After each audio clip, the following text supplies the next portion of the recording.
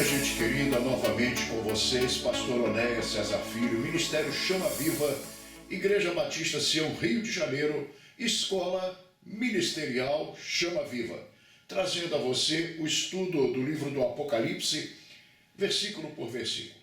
Nós vamos hoje focalizar, já sem demora, a quarta igreja, a igreja de Tiatira. A igreja de Tiatira, a nossa quarta carta das 7 igrejas do Apocalipse. Vamos, sem demora, a este estudo, ok? A cidade de Tiatira. Vamos ver como era essa cidade. Era uma cidade militar de posição estratégica naquela região. Um local importantíssimo para o exército romano. Era também um grande centro comercial. Tiatira era ainda famosa por ter um grande templo dedicado à deusa Ártemis, também chamada Diana. Aquela citada em Atos dos Apóstolos, chamada ali de a Diana dos Efésios. Pois bem, vamos dar uma paradinha aqui. Essa deusa, na verdade, a falsa deusa, chamada Ártemis, ela tinha esse nome para os gregos. Ela era chamada pelos gregos de Ártemis e pelos romanos de Diana, mas era a mesma entidade e a mesma falsa divindade, né? Ártemis para os gregos e Diana para os romanos.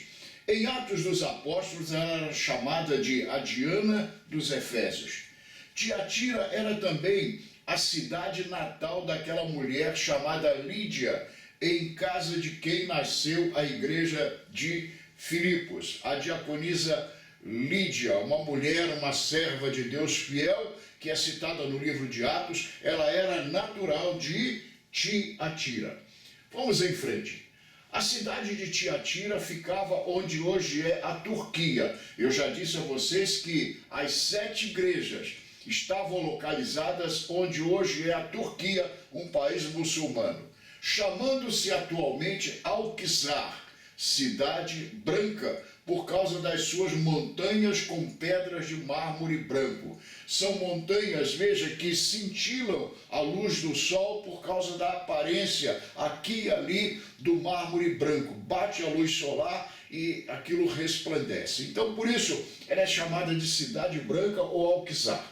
A igreja de Tiatira, agora vemos a igreja. A igreja de Tiatira era uma igreja crescente nas suas obras, mas infelizmente uma igreja transigente com o pecado. Aí estão as ruínas de Tiatira, né? Essas cidades todas possuem suas ruínas que são preservadas, são monumentos históricos. Aí estão algumas das ruínas da cidade de Tiatira, repito, hoje está na Turquia. Vamos lá, vamos agora ao versículo 18 do capítulo 2 do Apocalipse. Eu, pastor Honesto, peço a você, mantenha a sua Bíblia aberta e junto ao seu celular, junto ao seu notebook, ao seu computador. Vamos ler o verso 18, Apocalipse 2, 18. Diz assim: ao anjo da igreja de Tiatira escreve, ao pastor, né? Isto diz o Filho de Deus, que tem os seus olhos como chama de fogo e os pés semelhantes a latão reluzente. Vamos lá então, verso 18, olhos como chama de fogo. Nós já vimos bastante isso, não é? Mas vamos lá. Aqui o Senhor Jesus é mostrado como aquele que tudo vê.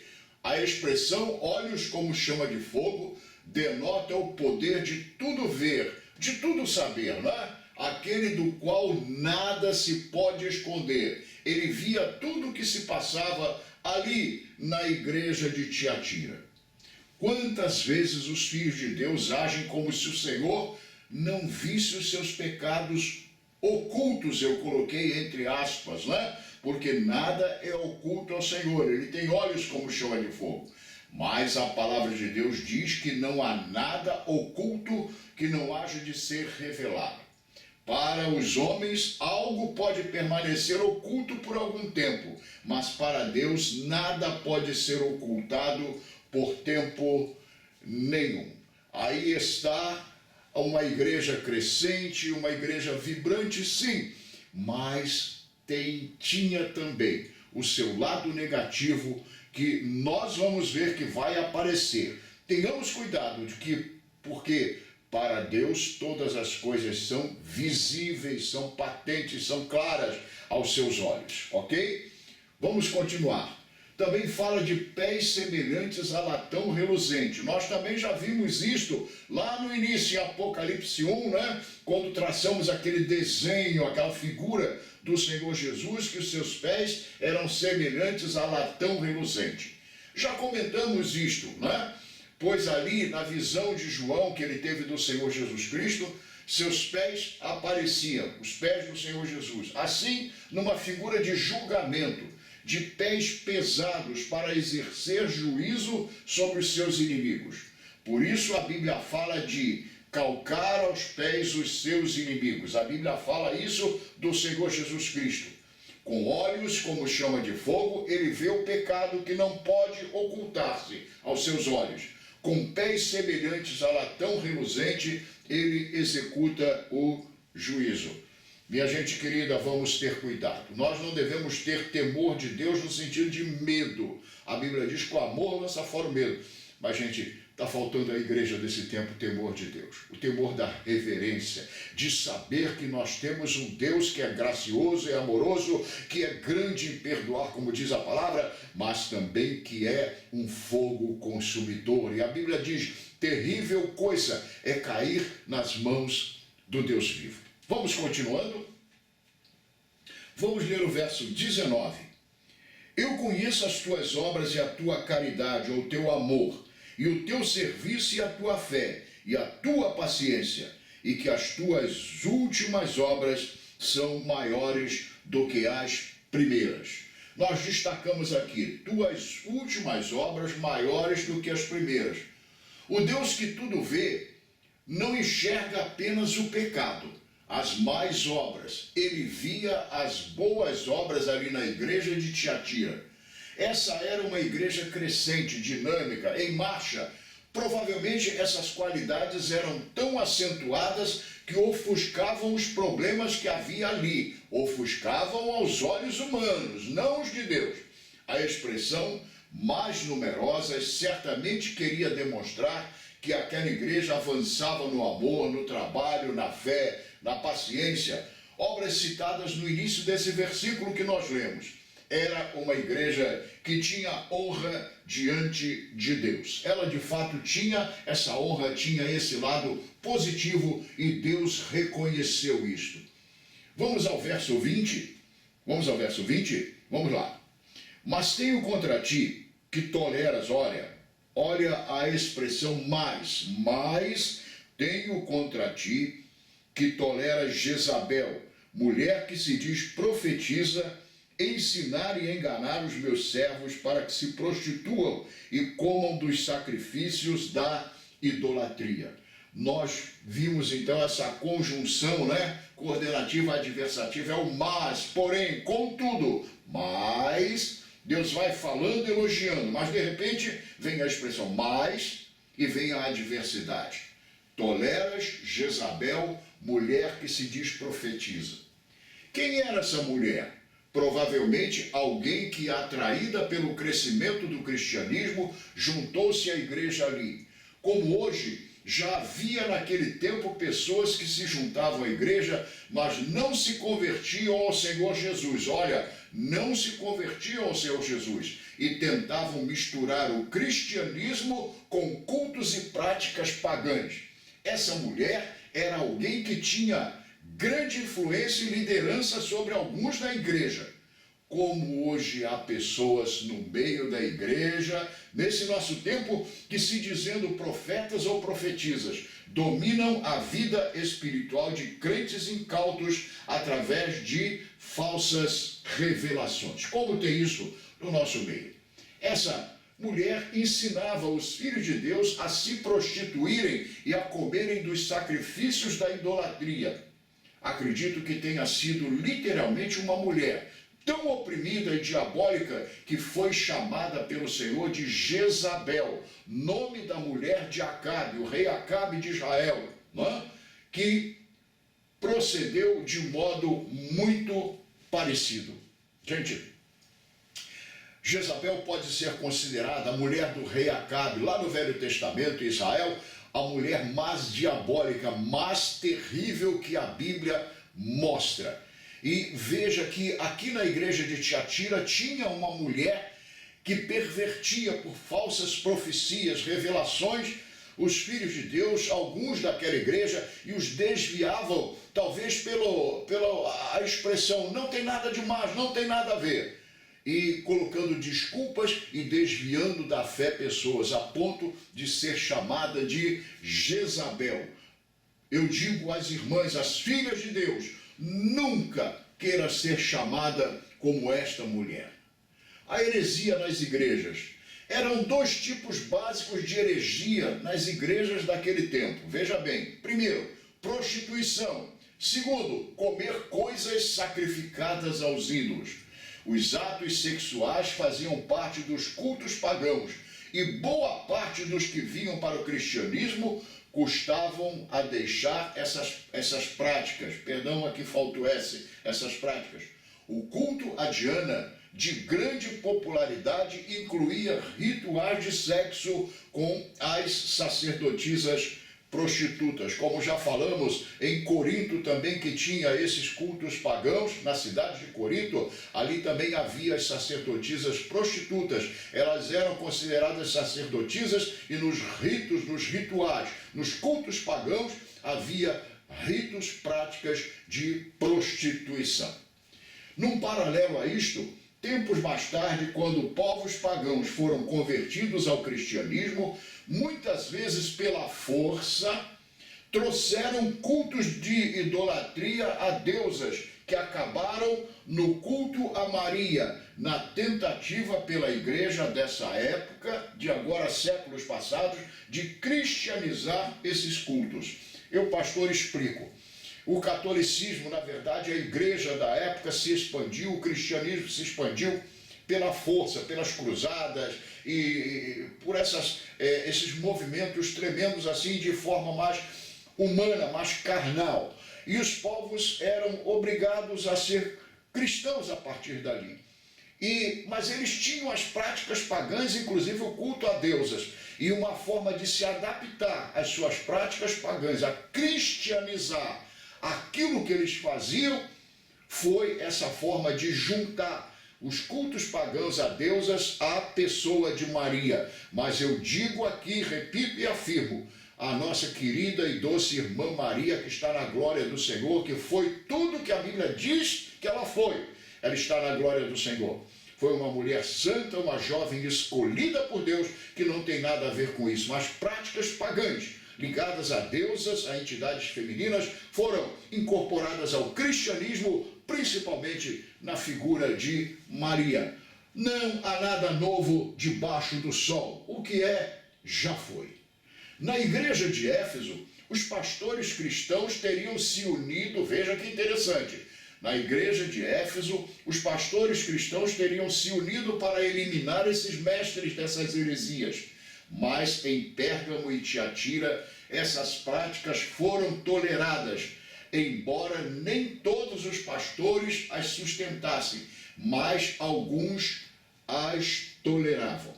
Que gostoso, que bom para o reino de Deus, quando há pessoas, veja bem, que defendem a verdadeira fé, a fé cristã, genuinamente bíblica. Mas não aconteceu isso em Tiatira e em Pérgamo. Agora, uma advertência para nós desse tempo. Hoje vemos isto em muitas igrejas.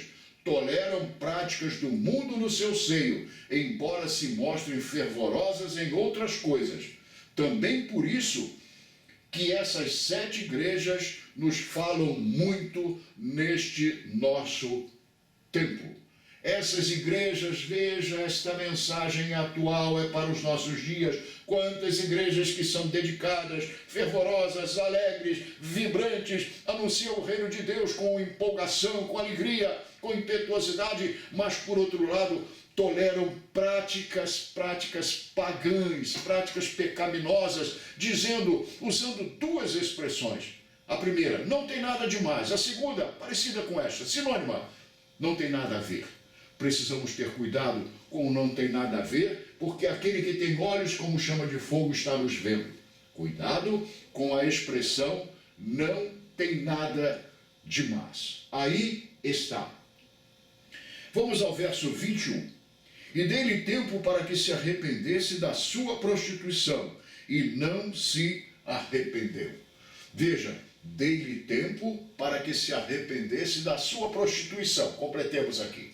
Apesar de ser a pessoa que era, Deus se mostrou misericordioso e lhe deu uma chance, um tempo, mas essa mulher, Jezabel, não se arrependeu. É impressionante, a gente precisa falar aqui. Essa mulher foi chamada, chegou ao ponto de ser chamada de Jezabel, aquela do passado do rei Acabe, a mais terrível mulher da Bíblia. Mas ainda assim, a graça de Deus deu a ela uma chance para que ela se arrependesse. Nós não sabemos, eu não posso dizer a você como foi dada essa chance, mas que foi, foi. A Bíblia diz que foi, então foi. Para que ela se arrependesse, se voltasse ou voltasse dos erros cometidos. Como Deus é gracioso, é por isso que Ele tem o direito de cobrar sério e duro daqueles que resistem à sua vontade, à sua santidade, à sua justiça, à sua verdade. Vamos ao verso 22. Olha, gente, olha isso agora, viu? Eis que a porei numa cama, e sobre os que adulteram com ela virá grande tribulação, se não se arrependerem das suas obras. Eis que a porei. Quem? Jezabel, essa mulher. Eis que a porei numa cama e ferirei de morte a seus filhos. O mesmo Deus que é misericordioso e tardio em irar-se é um fogo consumidor. Gente, Hebreus diz isto.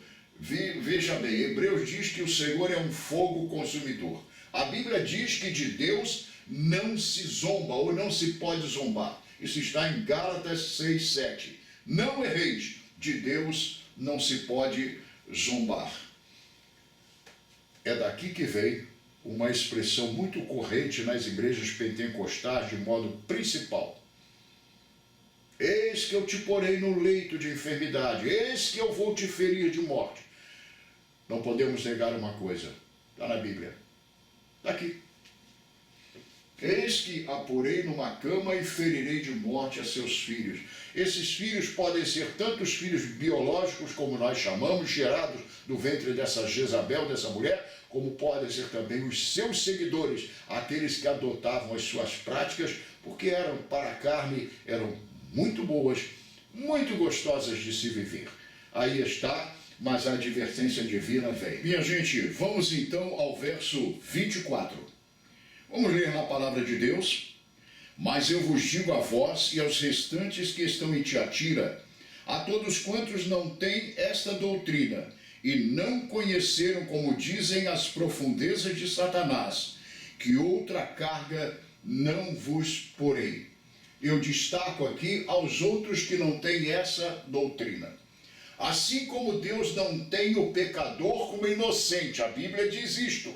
Ele não tem o inocente como pecador. Deus é justo. Deus, sim, é justo. E aqui a palavra é confirmada quando diz, não é? A Bíblia explica a Bíblia, quando ela diz também, tudo que o homem semear, isto ele colherá. É interessante que o Senhor diz, olha, vocês outros que não têm essas doutrinas demoníacas, diabólicas dessa mulher, não é?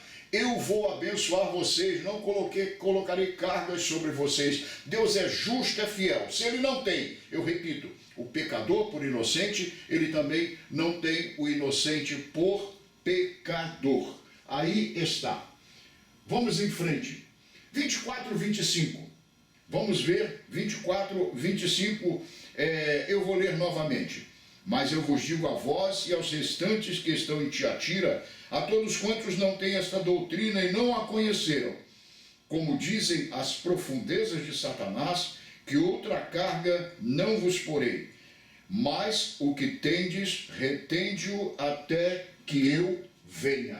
Mas o que você tem, igreja fiel de Tiatira, a parte fiel da igreja, o que você tem, retende, guarda até que eu venha. Veja, é para reter até que o Senhor venha, porque o Senhor virá fazendo justiça da cruz aos santos, aos salvos, mas fazendo justiça do terrível juízo àqueles que transgridem a sua palavra.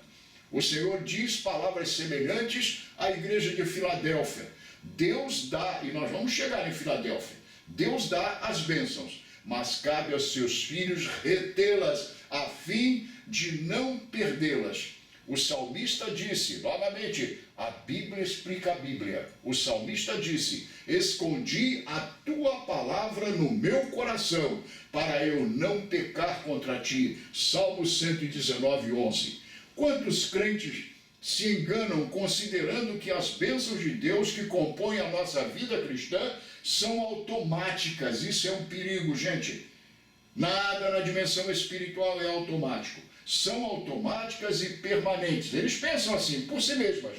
Precisamos reter, guardar os mandamentos que temos recebido do Senhor até que Ele venha. A igreja de Éfeso não reteve a bênção do primeiro amor. E como vimos, o castiçal foi removido. Agora nós vemos em Tiatira uma expressão do Senhor, uma advertência do Senhor, para que eles retivessem a palavra recebida. Minha gente, isso é muito importante. Vamos em frente. Versos 26 e 27. Eu vou ler os dois porque estão interligados em sentido. E ao que vencer e guardar até o fim as minhas obras, eu lhe darei poder sobre as nações, e com vara de ferro as regerá, e serão quebradas como vasos de oleiro, como também recebi de meu Pai. Aí está, destaquei a expressão, ao que vencer, eu lhe darei poder sobre as nações. Para uma igreja onde alguns estavam se submetendo ao jugo do pecado, o Senhor promete aos vencedores poder, domínio sobre as nações. Os filhos de Deus só devem viver debaixo do jugo que a palavra chama de suave, o jugo de Jesus. Como filhos de Deus, fomos chamados para dominar sobre o mundo e os espíritos que nele atuam, ao contrário dos filhos do diabo, que são dominados pelo mundo e pelos espíritos desse mundo. Isto nos mostra que essa gente, essa parte da igreja de Tiatira, que seguia essa Jezabel, era uma gente escrava, acorrentada ao pecado e aos demônios que agiam sobre essa mulher. Como a gente vê isso hoje no meio de igrejas. Vamos prosseguir, vamos em frente. A palavra de Deus diz em 1 Coríntios 6,2. Novamente, a Bíblia explica a Bíblia. 1 Coríntios 6,2. Não sabeis vós que os santos hão de julgar o mundo? A palavra ainda diz que os que tomam parte na primeira ressurreição, sobre estes não tem poder a segunda morte, mas serão sacerdotes de Deus e de Cristo, e reinarão com ele por 1000 anos. Aí está a promessa gloriosa do Senhor. Vamos ao verso 28. Diz assim o Senhor Jesus: e dar-lhe-ei a estrela da manhã. Aí está, destaquei a frase, dar-lhe-ei a estrela da manhã. Quem é essa estrela da manhã? O próprio Jesus. Ele é a maior dádiva para nós, nossa maior herança. Posso dizer algo muito forte aqui: o Deus que tudo pode nunca terá algo maior do que o seu próprio Filho para nos dar. A maior dádiva de Deus para nós é Ele próprio, porque Jesus disse: eu e o Pai somos um. Aí está, né? Ao que vencer, dar-lhe-ei a estrela da manhã. Compensa estar com Jesus, sofrer até mesmo com Ele, mas vencer, né? Ser um dos vencedores. Minha gente querida, nós vamos ficando por aqui hoje. Estudamos sobre a igreja de Tiatira. Nós vamos deixar para a nossa próxima aula, na sexta-feira, estudarmos, vermos, focalizarmos a igreja de Sardes ou de Sardo, a igreja morta. terrível. Mas eu adianto a você, lá no meio da igreja morta, tinha alguns vivos que estavam perdendo a fé, e o Senhor anima esses a manterem a fé, a se fortalecerem na fé. E apesar de ser uma igreja morta, em sua grande parte, Sardes, na verdade, faz parte das 7 igrejas dos 7 castiçais de ouro. Vale aqui a advertência que esse pastor tem feito, porque é a palavra que faz. Eu tiro essa advertência da palavra. Ainda que a igreja de Sardes fosse considerada uma igreja morta no seu geral, tinha alguns que ainda estavam com vida. E por esses o Senhor chama essa igreja de um castiçal de ouro. Cuidado, nunca fira uma igreja do Senhor. Gente, escutem a voz do profeta. Nunca firam uma igreja do Senhor. Deus tem ciúme, tem zelo das suas igrejas. Até a nossa próxima aula, em nome do Senhor Jesus. Focalizando a igreja de Sardes. Deus te abençoe, em nome de Jesus.